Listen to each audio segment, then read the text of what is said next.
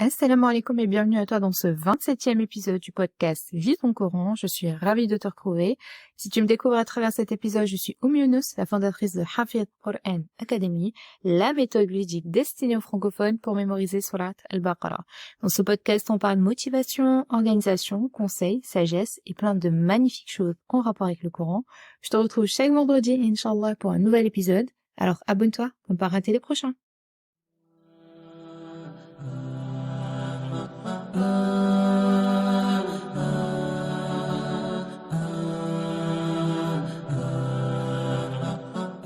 Je te retrouve aujourd'hui pour méditer une sourate que beaucoup connaissent et que je pense que tu connais également.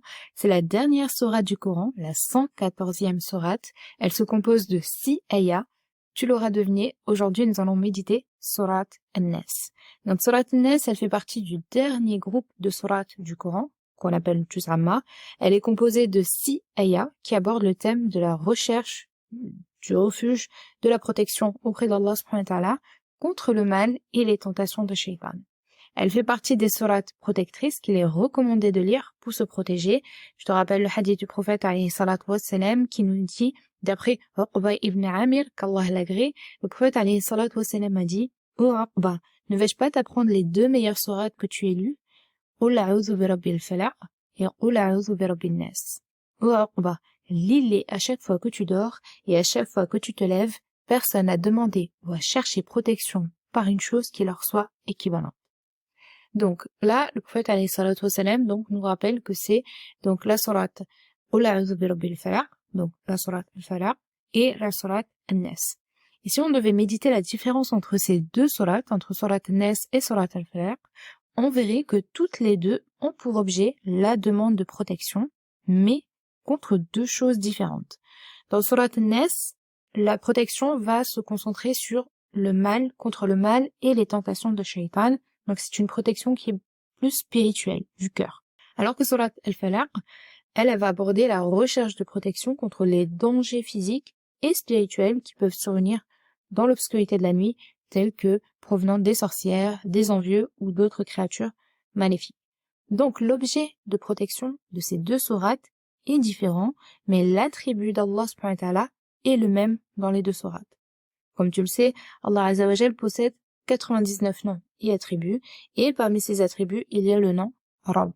Donc dans sourate Al-Falaq et sourate An-Nas, quand on dit donc Qul a'udhu bi rabbil falaq, Rabbi, Qul a'udhu bi rabbi nas, donc Rabb ici donc désigne Allah subhanahu wa ta'ala en tant que Seigneur et Maître de l'univers. Donc ça englobe la relation entre Allah et ses créatures en tant que créateur et maître, en tant que celui qui prend soin et gère l'univers. Et si on pourrait faire le lien, un parallèle avec un peu l'idée, parmi les êtres humains, on pourrait dire par exemple Rabb al-Bayt en arabe, qui fait référence donc au chef de famille, au chef du foyer donc en arabe. Quand les membres d'un foyer ont un souci ou cherchent protection, eh bien ils vont aller voir donc le maître du foyer, le chef de famille, donc Rabb al-Bayt, qui a la responsabilité de son foyer et qui a la responsabilité eh bien de prendre soin de ce foyer. Donc ici dans ces sourates, Allah subhanahu wa ta'ala nous montre qu'il est donc le protecteur de l'univers et ce qui comporte à l'intérieur de cet univers, comme toi et moi et tout ce qui nous entoure. Donc forcément, quand tu vas rechercher protection contre un mal physique ou spirituel contre ta foi, eh bien tu vas rechercher protection non pas auprès de n'importe quelle créature, mais bien auprès du maître de cet univers qui est donc Allah subhanahu wa ta'ala. Donc dès le début de la sourate An-Nas et sourate Al-Falaq, Allah subhanahu wa ta'ala établit le contexte, il est le maître de cet univers et donc par conséquent c'est auprès de lui que tu dois chercher refuge. Ensuite Allah subhanahu wa ta'ala nous dit donc Qul a'udhu bi rabbin nas, donc Seigneur des hommes, donc An-Nas ici, ça souligne l'unité de toute l'humanité qui est sous l'autorité d'Allah subhanahu wa ta'ala. Peu importe les différences ethniques, peu importe les différences culturelles, etc., les origines, etc., c'est Allah subhanahu wa ta'ala le Seigneur des êtres sur terre, qu'ils le reconnaissent ou non par leur langue, c'est une réalité qui est inéluctable, c'est une certitude, il est le Seigneur de l'humanité. Ensuite, Allah subhanahu wa ta'ala nous évoque un autre de ses attributs dans Surat An-Nas en disant Malikin Nas. Ici, on retrouve un deuxième attribut d'Allah subhanahu wa ta'ala, et tu verras qu'en tout, dans Surat An-Nas, nous allons retrouver 3 attributs d'Allah azza wa jal. Le premier, ce sera Rabb, qu'on vient de voir. Le deuxième, ce sera Malik. Et le troisième, ce sera Allah. Donc ici, Malik Nas fait référence donc au concept de royauté, de souveraineté et de pouvoir. Donc Malik. C'est un peu la même signification que l'attribut Rabb qu'on a vu précédemment, mais l'attribut Rabb, c'est plus l'idée de bienveillance, de protection, alors que Malik, c'est un degré au-dessus, c'est la direction et le contrôle d'Allah subhanahu wa ta'ala sur les affaires des hommes, ainsi que sa responsabilité envers eux en tant que maître et roi. Ensuite, Allah azza wa jalla nous dit à la suite de la ayah, à la suite de la sourate An-Nas, Ilahin Nas, Dieu des hommes.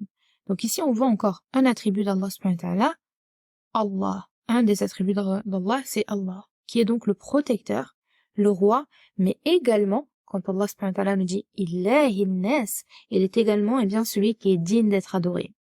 Tu vois qu'on monte en degré au fur et à mesure de Surat An-Nas. On débute par Rabb, puis Malik, pour finir par Ilah. Donc au début, Allah subhanahu wa ta'ala se présente à nous comme le protecteur vers qui nous devons chercher refuge, puis il se présente comme l'autorité suprême, donc El-Malik, pour finir par se présenter par Dieu, celui qui est donc le seul digne d'être adoré. Donc Allah subhanahu wa ta'ala aurait pu dire « Je suis le Rabb des gens, leur roi et leur Dieu ». Mais à chaque fois, il va répéter « Nes ». À chaque fois. Alors qu'il aurait pu dire « Je suis le Seigneur des gens, leur roi et leur Dieu ». Mais il va répéter à chaque fois « Nes, Nes, Nes » pour attirer notre attention et souligner qu'il s'adresse à tous les êtres humains, quelle que soit leur origine, quel que soit leur statut social, quelle que soit leur couleur, etc. C'est l'humanité entière. Et ça, en nous, ça va créer un sentiment d'égalité entre les gens, car tous sont dignes de recevoir la protection et la miséricorde d'Allah. Alors que dans ce bas monde, les êtres humains vont mettre en place des statuts, une hiérarchie. Allah subhanahu wa ta'ala ici nous dit donc qu'il y a une égalité entre les gens, puisqu'il donne un terme commun qui est donc Nas. Donc ça crée un sentiment d'égalité entre les gens, car tous sont dignes de recevoir la protection et la miséricorde d'Allah, peu importe leur passé, leurs erreurs ou leurs différences, tous ont accès à la protection d'Allah subhanahu wa ta'ala s'ils se tournent sincèrement vers lui. Donc la répétition du terme Nas peut également encourager donc un sentiment d'unité et de solidarité entre les êtres humains. Parce que quand on comprend le fait que nous faisons partie d'un tout qui est dans Nas, de cette humanité, et qu'on bénéficie de la protection d'Allah subhanahu wa ta'ala, ça doit nous encourager, avoir ce sentiment d'unité entre nous, qu'importe nos différences, nous avons un point commun, qui est donc d'avoir le même maître, le même Dieu, qui est donc Allah subhanahu wa ta'ala. Donc, en début de sourate, Allah subhanahu wa ta'ala donc nous demande de rechercher sa protection. Mais la question qu'on pourrait se poser est de rechercher la protection contre quoi? Contre qui? Et la réponse, elle se situe à la suite de la sourate Min sharril waswasil khannas, contre le mal du mauvais conseiller furtif. Allah azza wa jal ici nous parle de waswas, min sharril waswas. Les waswas, c'est quoi? Les waswas, c'est un mot qui est dérivé du verbe waswasa, qui signifie murmurer ou suggérer subtilement. Il y a différents types de waswas. Il peut s'agir d'insinuations concernant le doute et les ambiguïtés dans la religion.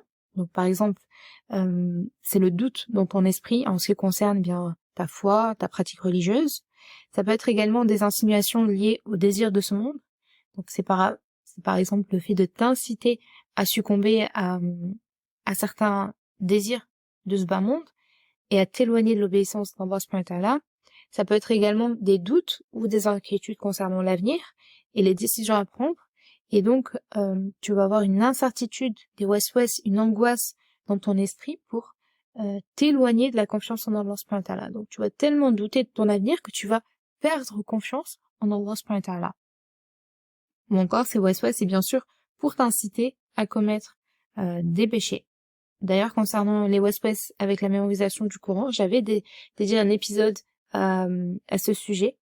Quel type de waswas on peut avoir avec la mémorisation du Coran et surtout comment faire pour ne pas être influencé par ces waswas. Si tu veux écouter cet épisode, je te le mets donc en description, en dessous de cet épisode-là, en description.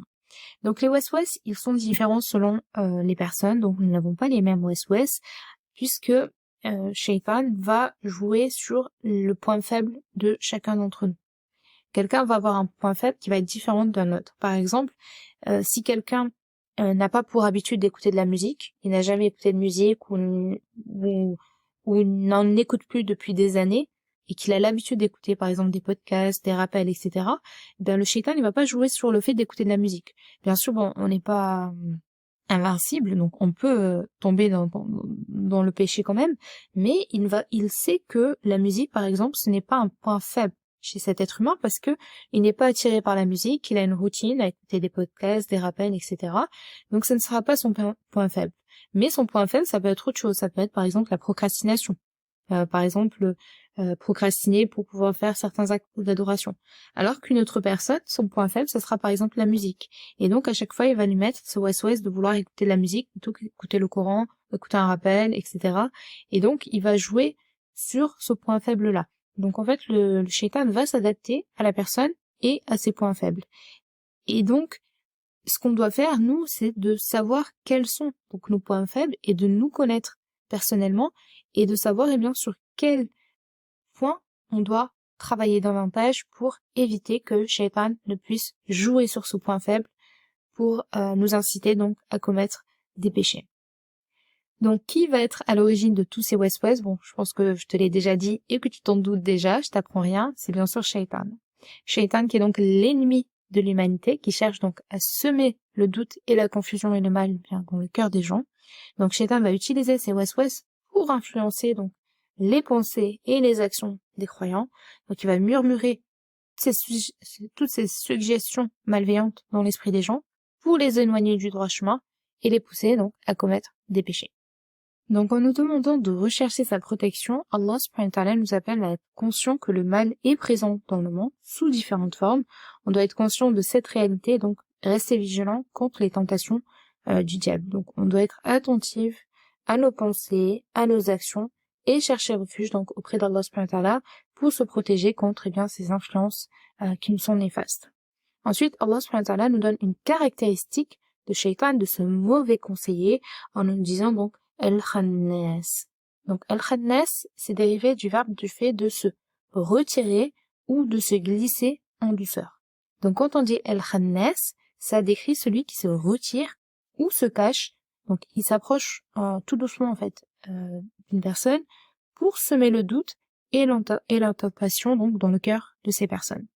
Et quand le diable leur eut embelli leurs actions. Donc Shaitan il va faire quoi? Eh bien il va venir te murmurer ses waswas tout doucement, influencer tes choix, et dès lors que tu es tombé dans son piège, donc il est El-Khannas, il se retire et te laisse à ton propre sort, toi et ton péché et tes regrets.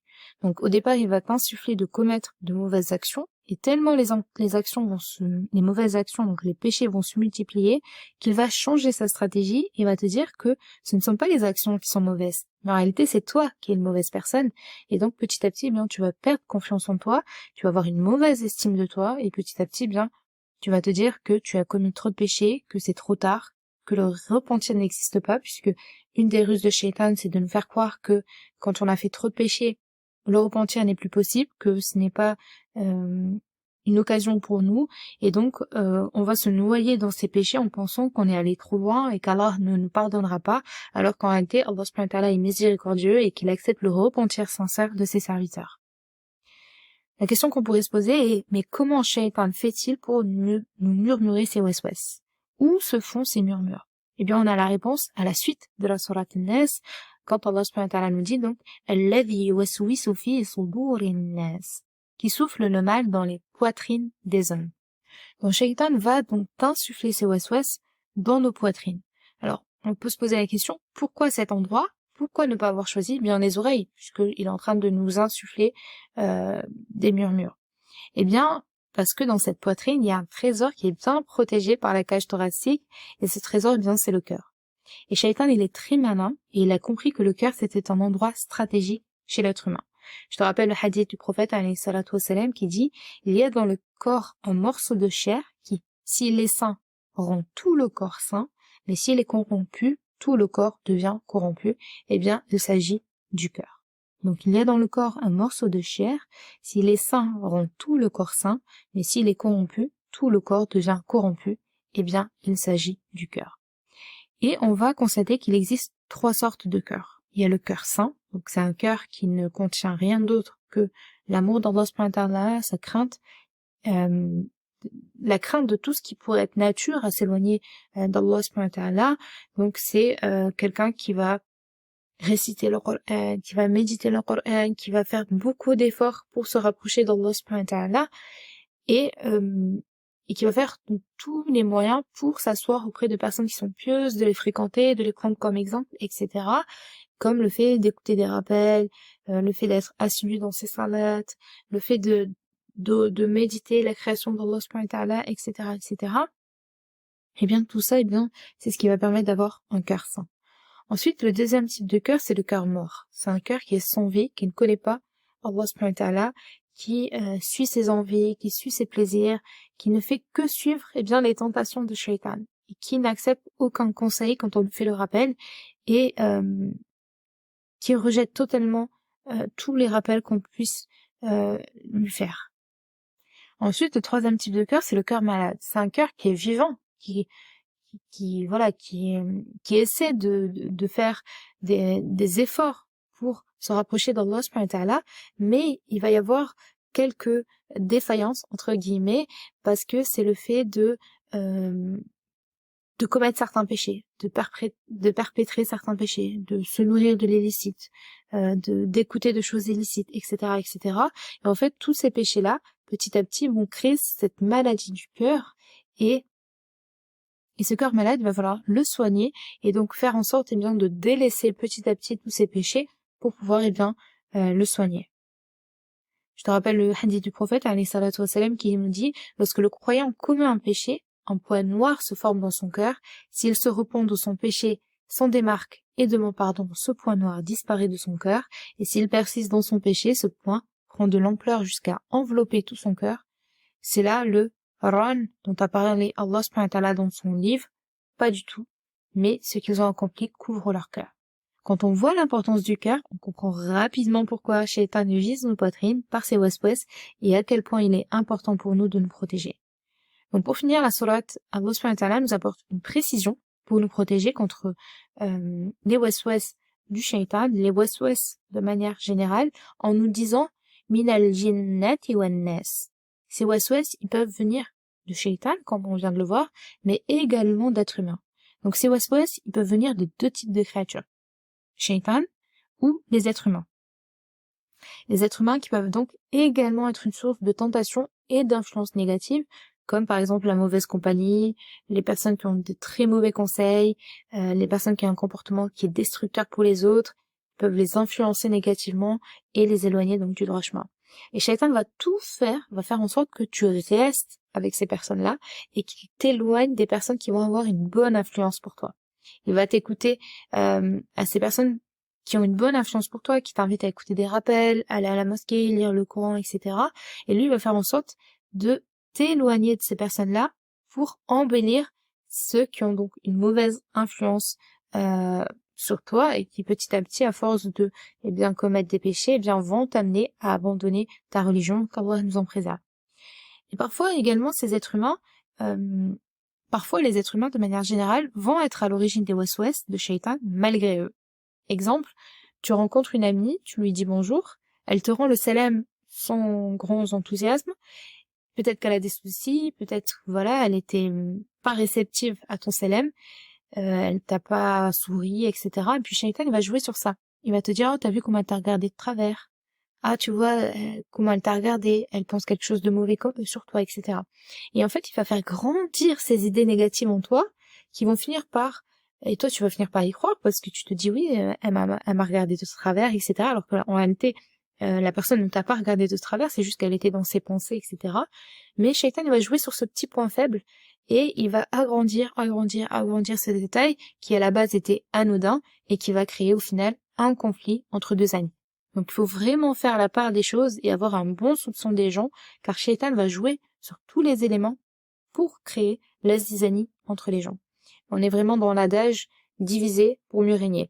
Son but, c'est vraiment de nous diviser les uns les autres, car il sait que si on est soudés, eh bien, il ne pourra rien contre nous, car nous sommes sous la protection d'Allah subhanahu wa ta'ala. Donc c'est à nous bien de, comme je l'ai dit tout à l'heure, de nous connaître personnellement, de connaître quels sont nos points faibles, d'avoir un bon soupçon vis-à-vis des autres, de ne pas toujours avoir des doutes sur les autres personnes, et de se dire, voilà, est-ce que à ce moment-là, quand je suis en train de réfléchir, parce que Shaitan, en fait, il va prendre la voix de la personne. C'est-à-dire que quand Shaitan va nous murmurer des choses, on a l'impression que c'est nous qui sommes en train de parler, c'est nous qui sommes en train de penser ces choses-là. En fait, c'est lui qui est en train d'influencer notre état d'esprit. Et donc, c'est à nous de nous connaître pour nous dire, voilà, est-ce que là, c'est bien moi qui suis en train de penser de cette manière-là, ou est-ce que je suis sous influence? Est-ce que c'est bien moi qui ai envie de commettre tel péché ou est-ce que quelqu'un est en train de m'influencer pour commettre ce péché, etc. Donc ne pas se précipiter, toujours analyser ses pensées et se dire ok, est-ce que c'est bien moi qui veux faire telle chose? Et parfois également, le shaitan, les waswas, ça peut être également dans le fait de nous empêcher de commettre des bonnes actions également. Parce que là, depuis tout à l'heure, je dis des péchés, mais parfois également, c'est des bonnes actions. Parfois, on a envie de faire des bonnes actions, et puis le shaitan va nous mettre des petits waswas sur un élément, et on va se dire, bon, on laisse tomber, je le fais pas. Mais en fait, faut pas se poser de questions. Quand c'est une bonne action, je le fais, et je réfléchis pas trop, parce que si je réfléchis trop, eh bien, le shaitan va venir, et puis il va venir s'immiscer dans mon esprit, et va m'empêcher de faire cette bonne action. Et parmi également les ruses de shaitan, c'est le fait de se dire, ah, si j'avais fait ci, il me serait pas arrivé ça. Ah, avec les si également, le shaitan, il est très fort par rapport aux si. Ah, mais si j'avais su ça, bah, j'aurais pas fait ça. Ah, mais ça, c'est ma faute parce que on m'avait dit, etc., etc. Donc, il faut pas rentrer dans les si, etc., parce que ça, c'est vraiment une ruse également de shaitan. Quand on analyse les ruses de shaitan, c'est un peu les mêmes choses qui reviennent souvent. Et donc, c'est vraiment à nous de nous concentrer, de nous connaître et de nous dire, ok, est-ce que là, c'est vraiment moi qui parle ou est-ce que c'est Shaitan qui essaie de m'influencer pour commettre des péchés ou pour ne pas réaliser une belle action? Donc, pour finir cette méditation de Surat An-Nas, comme tu le sais, Surat An-Nas, c'est la dernière surat du Coran, donc c'est la 114e surat. Et ce que je te propose, c'est de faire le lien avec la première surat du Coran, Surat Al-Fatiha. Allah subhanahu wa ta'ala nous dit donc dans la première ayah de Surat An-Nas, il nous dit donc dis je cherche refuge auprès du Seigneur des hommes. Et la première ayah de Surat Al-Fatiha, si on ne compte pas donc la basmala, c'est le louange à Allah, Seigneur de l'univers, qui a un lien. Je cherche protection auprès du Seigneur des hommes, et hop, c'est comme si c'était une boucle. Dès qu'on a fini la dernière sourate, on commence la première sourate, on recommence, et c'est comme si il y avait un lien entre les deux. Donc, dans Surat An-Nas, dit, je cherche protection auprès du Seigneur des hommes. Première ayat de Surat Al-Fatiha, louange à Allah, Seigneur de l'univers. Puis, dans Surat An-Nas, ça sera Malik an-Nas, et dans Surat Al-Fatiha, ça sera Malik Yawmiddin. Dans Surat An-Nas, ce sera Ilahi an-Nas. Et dans Surat Al-Fatiha, ce sera Iyyaka na'budu wa Iyyaka nasta'in. C'est toi que nous adorons. Dans Surat An-Nas, ce sera Min sharri al-waswas al-khannas. Et dans Surat Al-Fatiha, ce sera Ihdina as-sirat al-mustaqim. Guide-nous vers le droit chemin. Dans Surat An-Nas, ce sera donc protège-nous contre les waswas de ce mauvais conseiller qu'est Shaitan. Et dans Surat Al-Fatiha, ce sera donc guide-nous dans le droit chemin. Donc tu vois à quel point bien ça change tout quand on médite une sourate et quel trésor Allah subhanahu wa ta'ala nous dévoile quand on prend le temps de méditer une sourate qui peut paraître courte, on peut se dire c'est quelques versets, elle ne fait que 6 versets et pourtant chacun de ces versets a énormément de sagesse à nous apporter. Pour terminer, en résumé, dans cet épisode aujourd'hui, qu'avons-nous vu? On a vu bien que sourate An-Nas nous enseigne donc l'importance de chercher continuellement refuge auprès d'Allah subhanahu wa ta'ala contre les influences néfastes et les tentations qui menacent notre poids et notre bien-être spirituel, en demandant donc protection contre les waswas. On reconnaît notre propre faiblesse et notre besoin constant de l'aide d'Allah subhanahu wa ta'ala pour préserver notre foi, puisque, comme je te l'ai dit, les waswas c'est quelque chose qui est invisible, donc c'est un danger dont on n'aurait pas forcément eu connaissance si Allah subhanahu wa ta'ala ne nous avait pas prévenu dans le Coran de nous protéger contre ces waswas en se réfugiant donc auprès de lui.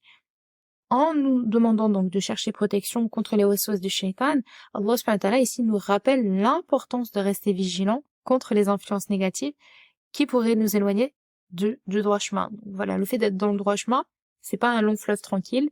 Il va y avoir, certaines perturbations, et donc les perturbations de shaitan, qui est donc notre ennemi déclaré, et qui est donc là pour nous éloigner du droit chemin, et donc on doit rester vigilant contre ces influences négatives de shaitan.